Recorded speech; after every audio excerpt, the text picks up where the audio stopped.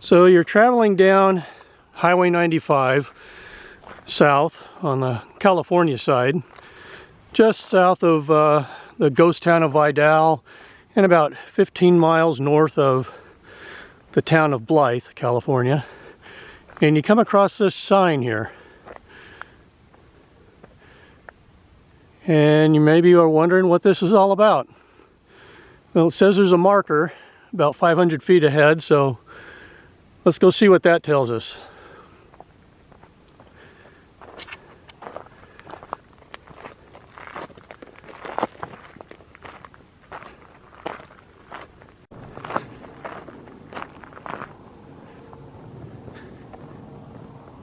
Well, here's the marker sign, the monument sign.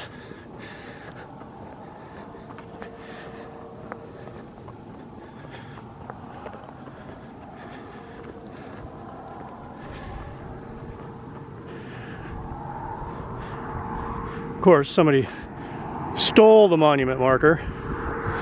That's where it was. That's how people are.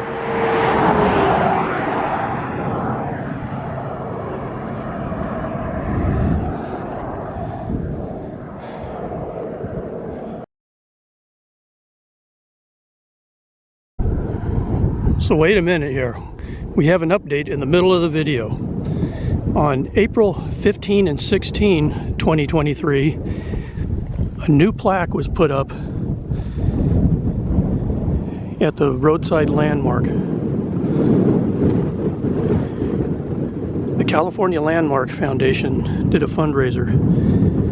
So thank you to them for doing that, and thank you to all the people who donated to make this happen.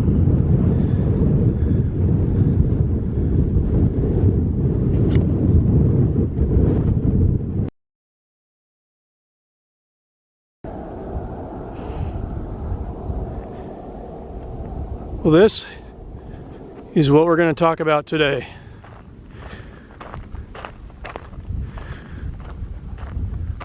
The Blythe Intaglios.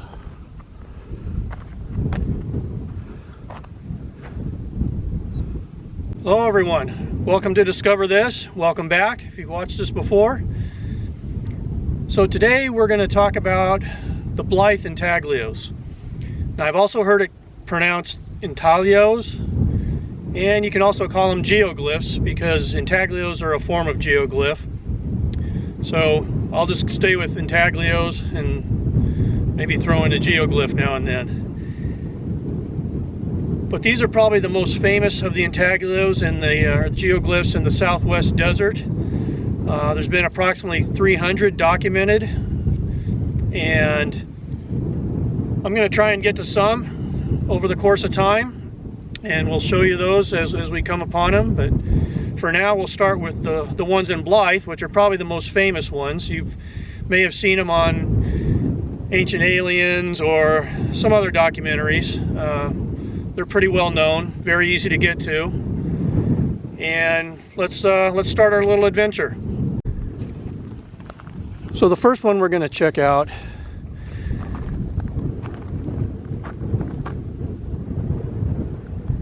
this one here.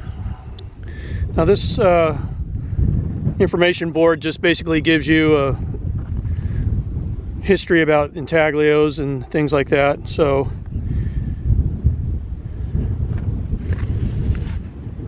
and how they're protecting them.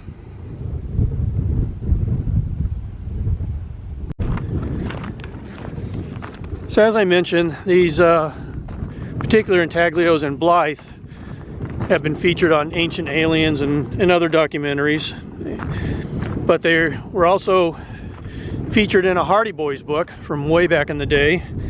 I believe that one was called The Mystery of the Desert Giant. But these are often referred to as North America's version of the Nazca lines, if you're familiar with those down in Peru. And again, you can look those up, and there's a number of documentaries, and again on Ancient Aliens and things like that, about the Nazca lines. Now obviously these are best viewed from the air, which is very unique since they were created, who they were creating them for, that kind of thing, who were going to be looking at them. But these intaglios were first documented by Captain Lorenzo Sitgreaves in his journal written during his 1851 expedition through this area. And then they were mentioned by a guy by the name of S.A. Bishop during his travels in this area in 1859. And then they're kind of forgotten, fell off the radar, if you will. Except for the Native Americans that lived in this area. And these are sacred lands to them, and they treat them as such.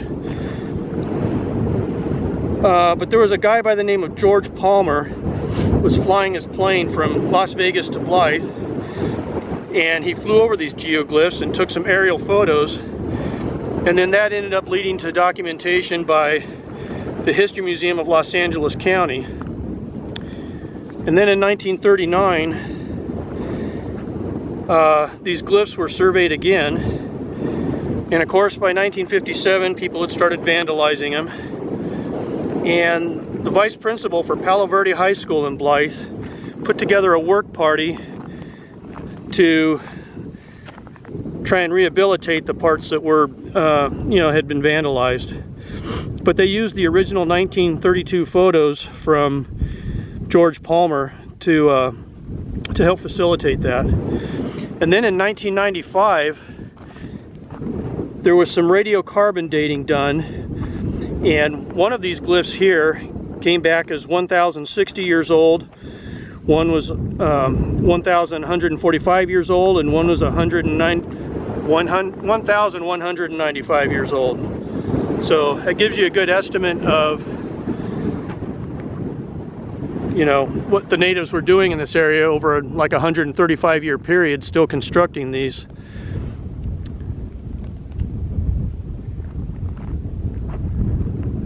But again, these very old.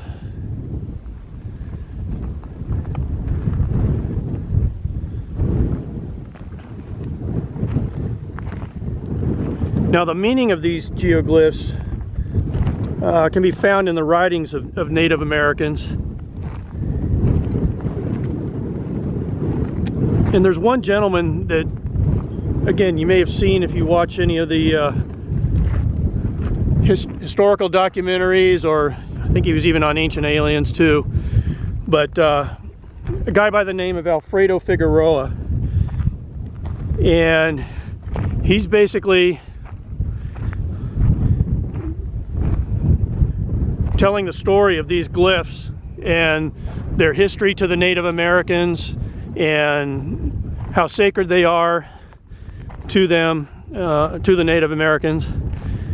And he's written a book about these glyphs. I'll show you at the end, but he's very well versed about the meanings. And so this is the first one we're coming to, the human figure. At least that's what they're calling it.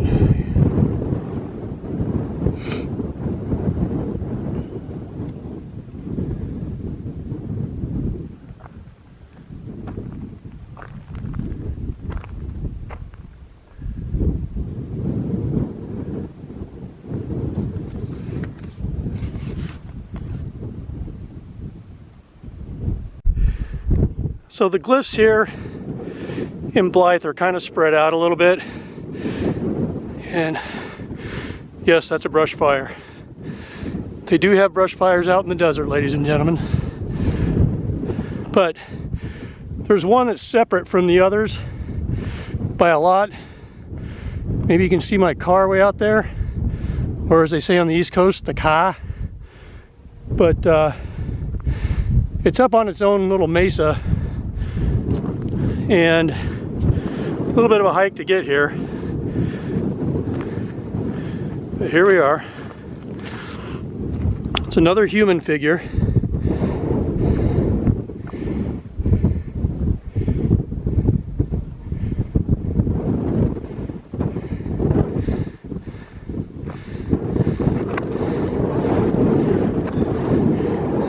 basically don't climb across the fence.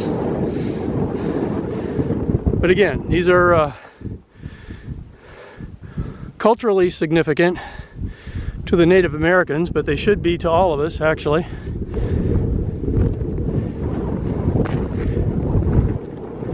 And I'll get on the old Google Earth and show some pictures of what they look like from up above.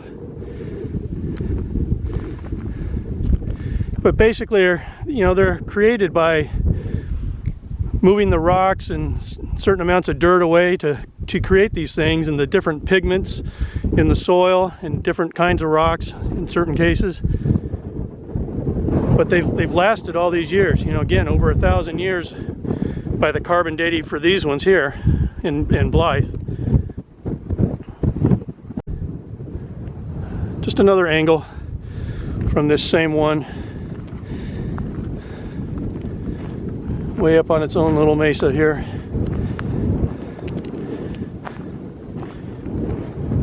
And again, it's unfortunate that people over the course of time have tried to destroy these and ruin them and drive over them and whatnot, but most of them have been preserved. There's some that are very hard to get to, that really the only way you can see them is from the air.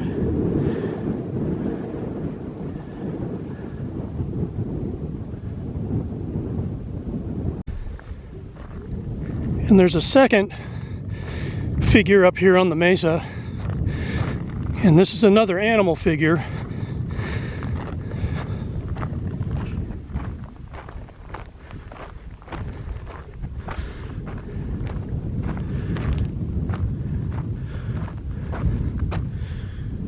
The head would be down there.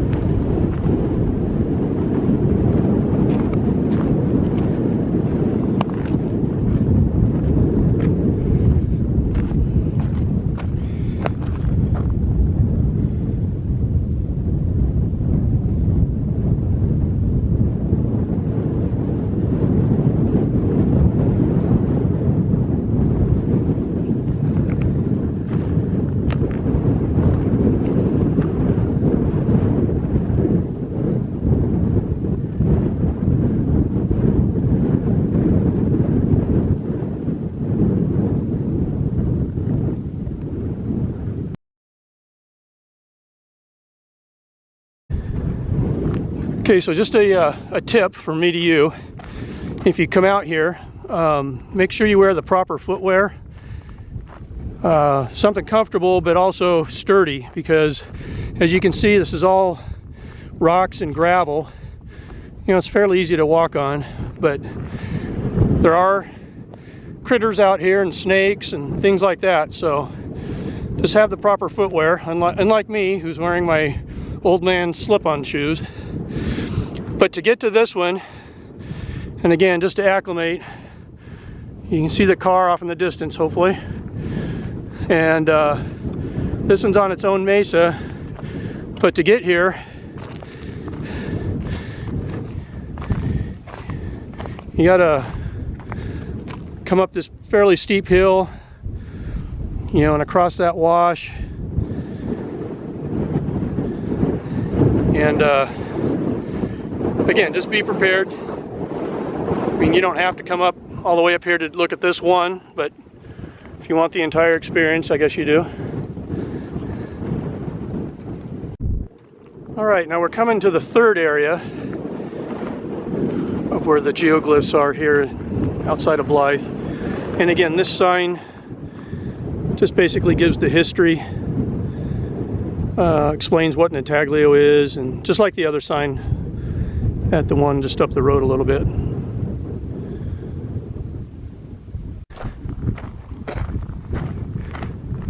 So this is the third, at least in the order I did it. It's the first one you come to when you come off Highway 95, but I did it at the end. There's a couple different things going on in here.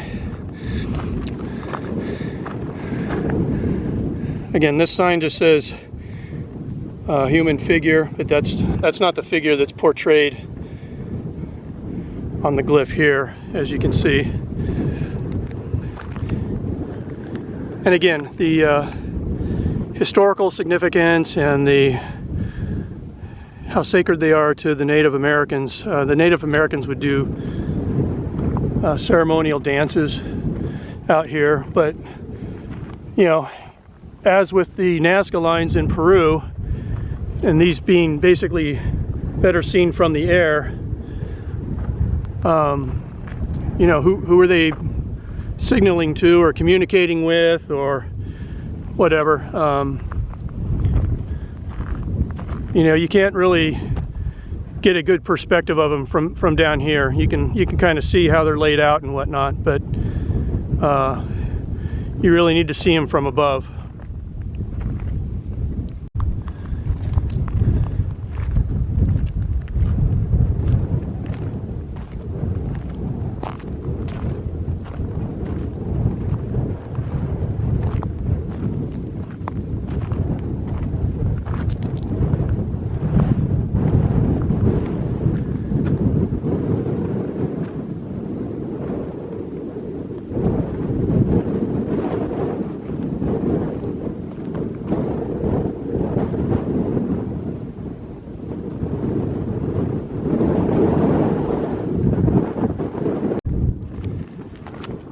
Now, last but not least, is number 4 here, and it's right next to the one I just showed you.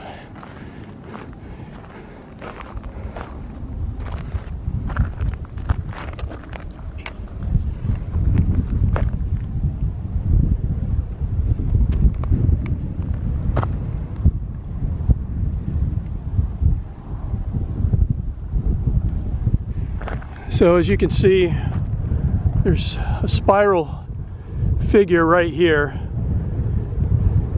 It starts there and kind of loops around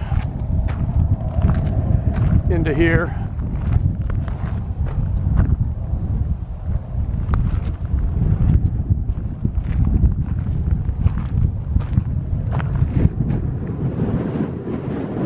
And again, these are somewhat open for interpretation to a certain extent.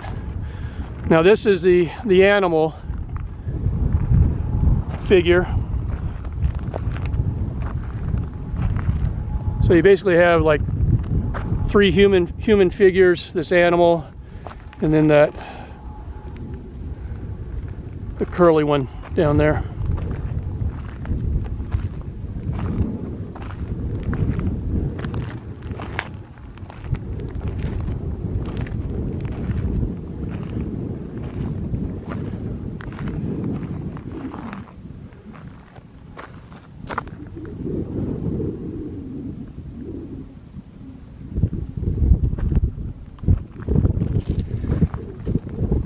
So what a lot of people don't know is there's another couple glyphs on the west side of Blythe, right along Interstate 10.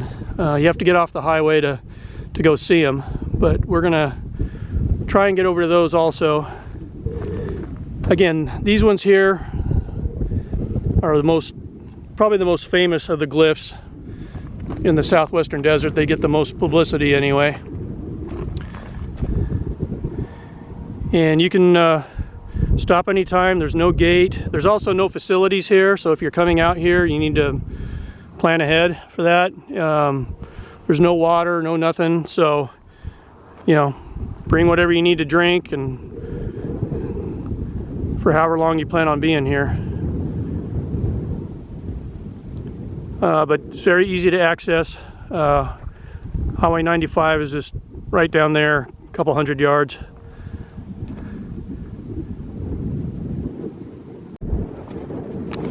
So we're now on the west side of Blythe, just off the I-10 and Mesa Drive. And there's a couple more glyphs up here. Now, unfortunately, this one especially, number one, they're not protected, they're not fenced off, but two, they're heavily damaged from the widening of this road. This little access road here really damaged them. But then just regular vandalism, you know, people riding their quads and things. Now this one here, what's left of it, and there's not really a whole lot left of it that you can see even from the air, but Alfredo Figueroa calls this one sits a middle, and I'm sure I'm pronouncing that wrong, but sort of, kind of. And this glyph, or when it was intact and you know, you could see what it was basically, this glyph was actually pointing sort of northeast to where there's another set of glyphs outside of Needles and the Topak Maze, if you're familiar with that. There's also another set of geoglyphs right next to the Topak Maze. But Alfredo Figueroa says this glyph here, sits in middle, was originally pointing towards that Topak Maze. Now there's one more glyph right here, and again, I'll show it from the air because you can't really see it from the ground real good. And it too has been damaged somewhat, but this one is in the shape of Ocotillo. And I know many of you are familiar with Ocotillo from the Native American, you know, artwork. It's fairly famous. A lot of people have it, you know, that design hanging somewhere in their house or on their house. But this is Ocotillo laid out on the desert floor. And again, I know Alfredo Figueroa has championed this, these being protected. I'm not sure why they are not, but they're not. And if we go up here,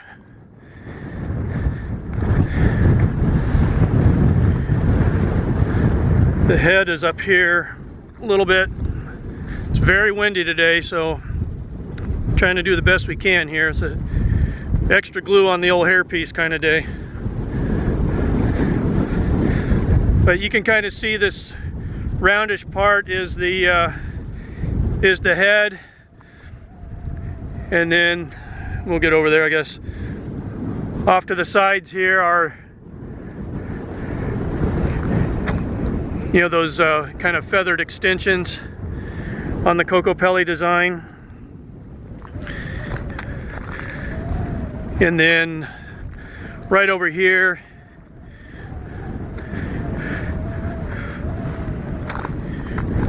would be the flute, or the instrument Ocotillo's playing when you look at the design.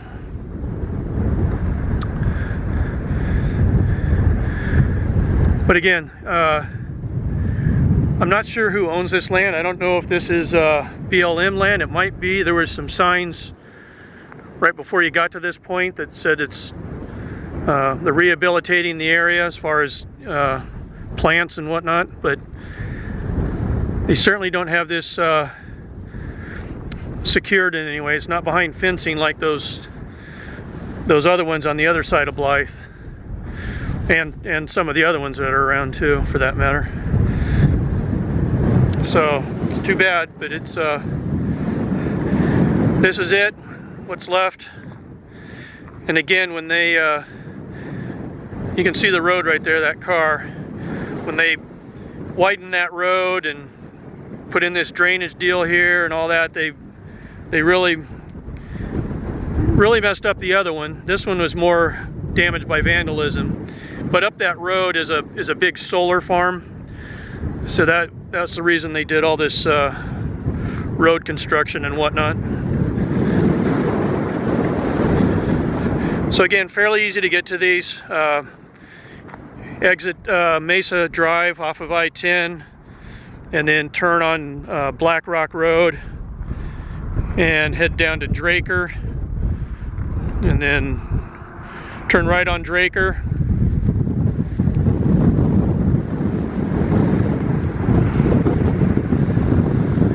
So I encourage you to, whether you stop at these ones or the other ones in Blythe along the 95 or anyone you see, I encourage you to stop and check these out. This is a piece of history, again, sacred to the Native Americans, but I certainly didn't learn about any of these things in any of the history books I ever had.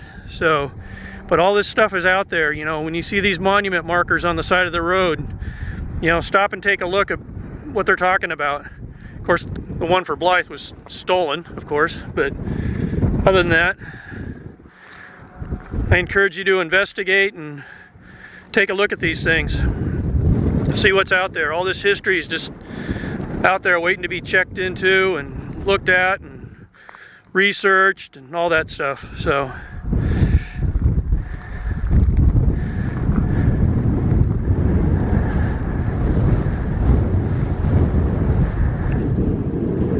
that's our video for today on the intaglios and geoglyphs in the Blythe, California area. I encourage you to research these. I encourage you to watch the documentaries that are on these. And they're scattered all over the Southwest Desert. And we're going to go visit more in our travels. But that's it for today. I thank you for watching. Please consider subscribing to the channel. And please hit that like button. And we will see you next time on Discover This.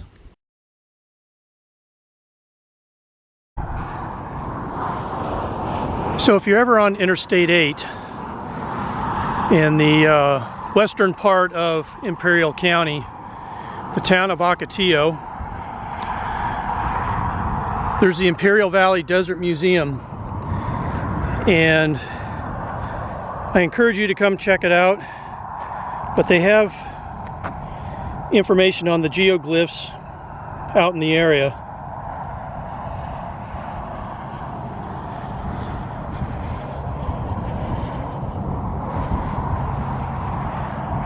And they have a nature walk.